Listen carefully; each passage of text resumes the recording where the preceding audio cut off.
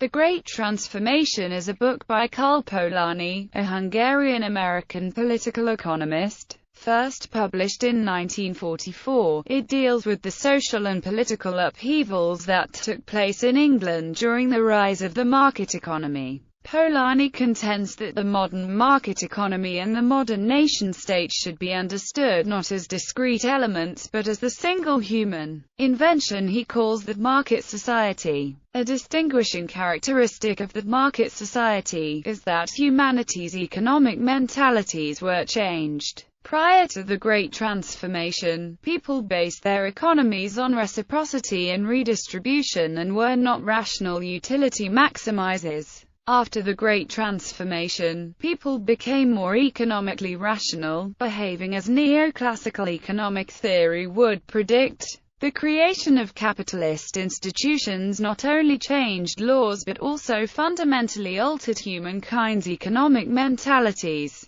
such that prior to the Great Transformation, markets played a very minor role in human affairs and were not even capable of setting prices because of their diminutive size. It was only after the creation of new market institutions and industrialization that the myth of humanity's propensity to barter and trade became widespread in an effort to mold human nature to fit the new market-based economic institutions. Polanyi thus proposes an alternative ethnographic approach called substantivism, in opposition to formalism, both terms coined by Polanyi. General argument. Polanyi argued that the development of the modern state went hand in hand with the development of modern market economies and that these two changes were inextricably linked in history. Essential to the change from a pre-modern economy to a market economy was the altering of human economic mentalities away from a non-utility maximizing mindset to one more recognizable to modern economists.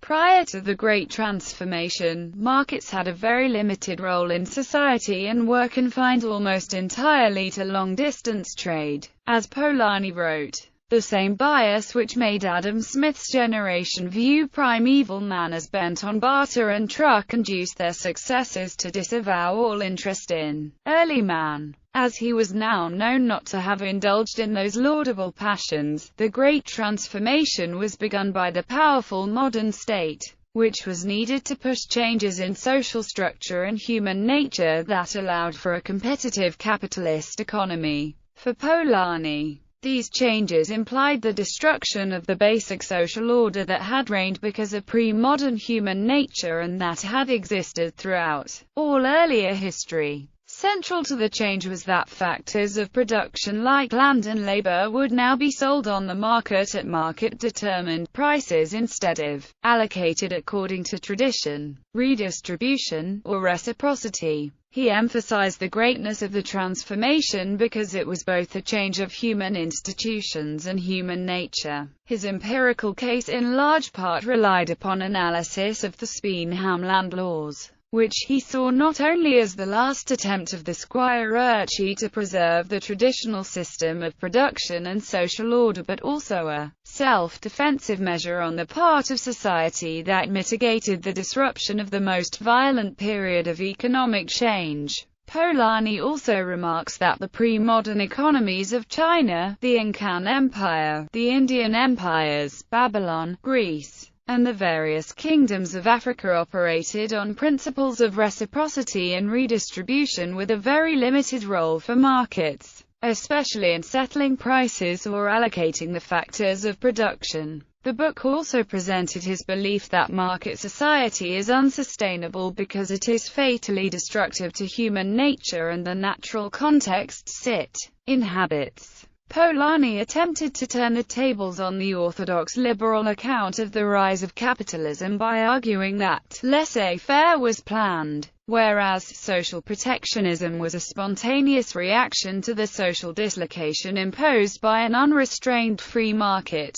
He argues that the construction of a self-regulating market necessitates the separation of society into economic and political realms. Polanyi does not deny that the self-regulating market has brought unheard of material wealth, but he suggests that this is too narrow a focus. The market, once it considers land, labor and money as fictitious commodities, and including them, means to subordinate the substance of society itself to the laws of the market. This, he argues, results in massive social dislocation, and spontaneous moves by society to protect itself. In effect, Polanyi argues that once the free market attempts to separate itself from the fabric of society, social protectionism is society's natural response, which he calls the double movement. Polanyi did not see economics as a subject closed off from other fields of enquiry. Indeed, he saw economic and social problems as inherently linked. He ended his work with a prediction of a socialist society, noting, after a century of blind improvement,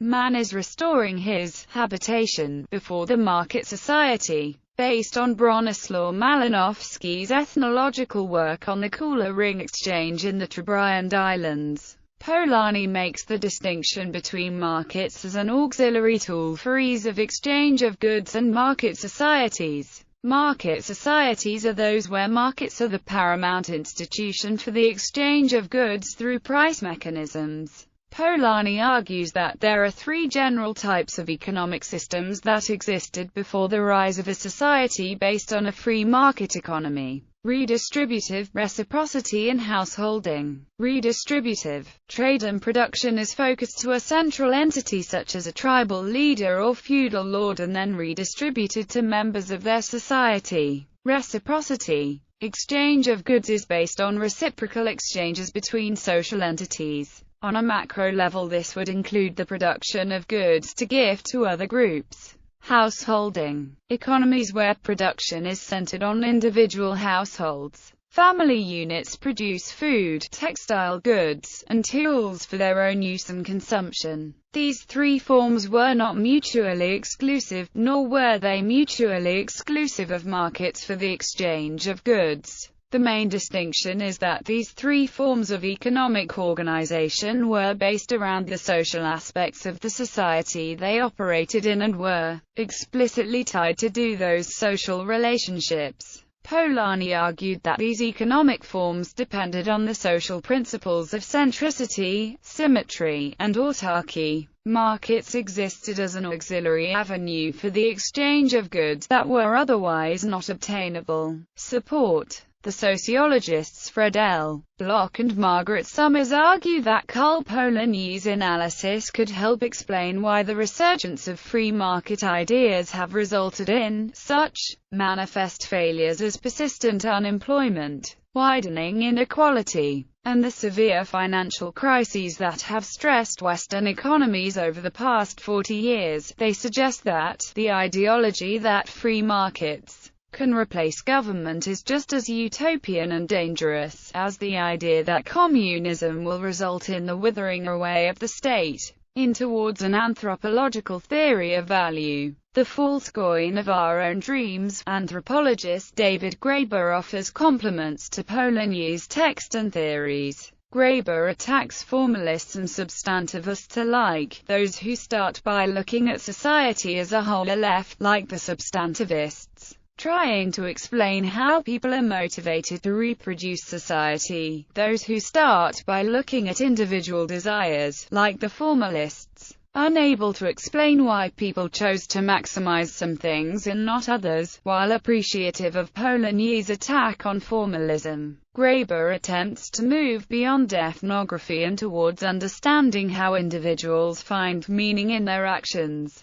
synthesizing insights of Marcel Mauss, Karl Marx, and others. In parallel with Karl Polanyi's account of markets being made internal to society as a result of state intervention, Graeber argues the transition to credit-based markets from societies with separated spheres of exchange in gift-giving was likely the accidental byproduct of state or temple bureaucracy. Graeber also notes that the criminalization of debt supplemented the enclosure movements in the destruction of English communities. Since credit between community members had originally reinforced communal ties prior to state intervention, the criminalization of debt, then, was the criminalization of the very basis of human society. It cannot be overemphasized that in a small community, everyone normally was both lender and borrower. One can only imagine the tensions and temptations that must have existed in communities,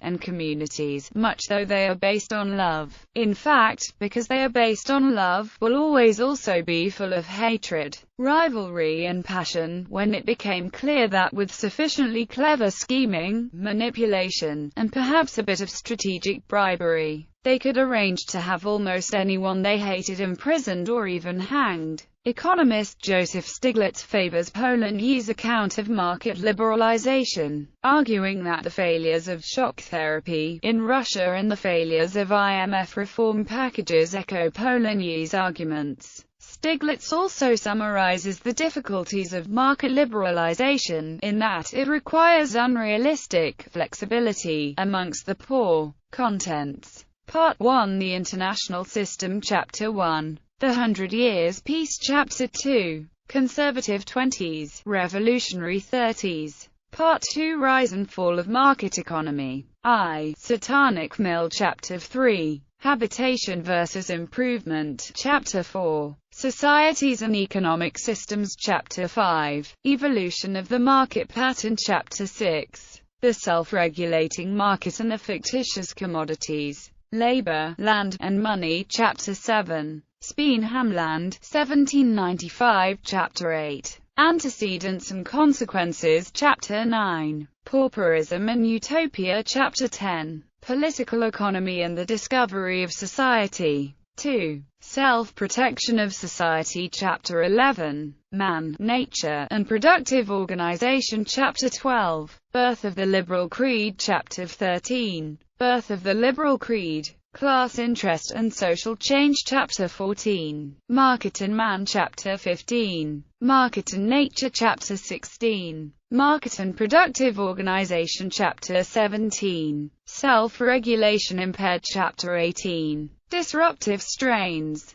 Part 3, Transformation in Progress, Chapter 19. Popular Government and Market Economy, Chapter 20. History and the Gear of Social Change, Chapter 21. Freedom in a Complex Society. Editions. The book was originally published in the United States in 1944 and then in England in 1945 as The Origins of Our Time. Polanyi. The Great Transformation. Foreword by Robert M. McKeever. New York. Farrar and Reinhardt. Polanyi. The Great Transformation. Foreword by Robert M. McKeever. Boston. Beacon Press. ISBN 9780807056790. Polanyi. The Great Transformation. The Political and Economic Origins of Our Time. 2nd ed. Foreword by Joseph E. Stiglitz. Introduction by Fred Block. Boston. Beacon Press. ISBN 9780807056431.